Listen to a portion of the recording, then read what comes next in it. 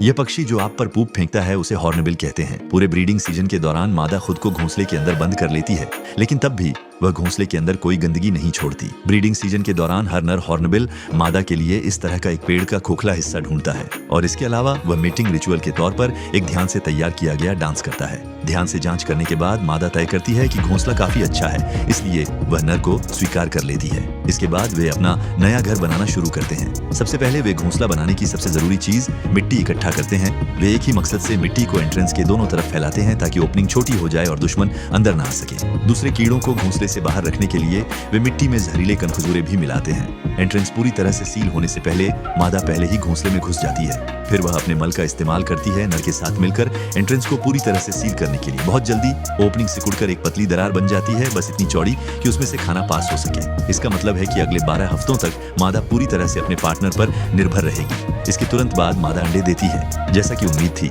घोंसले को साफ और चूजों के लिए आरामदायक रखने के लिए मादा अपनी गंदगी को ओपनिंग से बाहर निकाल देती है। 25 दिनों के बाद आखिरकार 3 चूजे निकलते हैं। अचानक 3 और मुंह को खाना खिलाने से नर पर बहुत ज्यादा दबाव पड़ता है, क्योंकि उस पल से उसे हर दिन कम से कम 70 कीड़े पहुंचाने होते हैं। इस बीच मादा अपनी पूरी कोशिश करती है कि सभी चूजों में खाना बराबर बांटा जाए। 2 महीने बाद चूजों का आकार 2 गुना हो जाता है। इस समय घोंसला बहुत ज्यादा भीड़ वाला हो गया है। अब आखिरकार मादा के जाने का समय आ गया है, लेकिन चूजों को बाहरी खतरों से सुरक्षित रखने के लिए वह एक ऐसा छेद करती है जिससे गुजरना लगभग नामुमकिन होता है। फिर भी उसका शरीर काफी पतला होता है और वह किसी तरह बाहर निकल जाती है। मां के जाने के बाद चूजे स्वाभाविक रूप से लार और मल का इस्तेमाल करते हैं एंट्रेंस की मरम्मत करने और उसे फिर से सील करने के लिए।